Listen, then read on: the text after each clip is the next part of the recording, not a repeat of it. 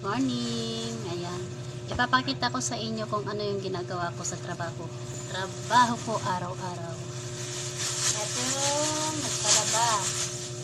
Kailangan kong bilangin lahat ito para pagdating doon sa main namin, bilangin din ng may-ari kung magkatugma kami, walang magiging problema. Para pag nagreklamo yung customer namin, meron kaming prueba. Meron kaming bilang para kasi minsan kasi guys, yung mga iba naming customer nagrereklamo sila kaysa kulang to yung damit nila.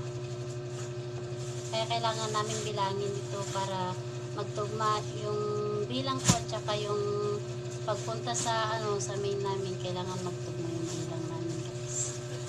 So magbibilang na tayo. Ito yung pinalaban ng customer namin.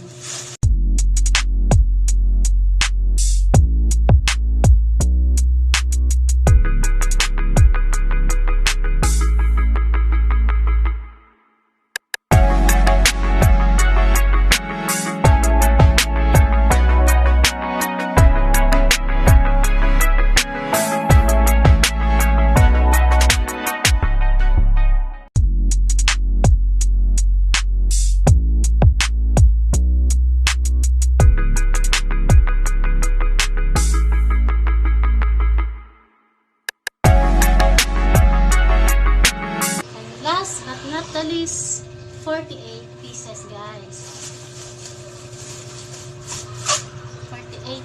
Ay, may dalawa pala. 49.50. So, ayan guys. Ayun ang ginagawa ko araw-araw. Yung mga customer na nagpapalaba, binibilang ko yung mga damit nila. Para pa, in case na magkaroon sila ng problema. Kumbaga, kulang yung damit nila. Meron kaming laban na kailangan dapat may bilang yung mga damit nila. So, ayan guys. Bye guys.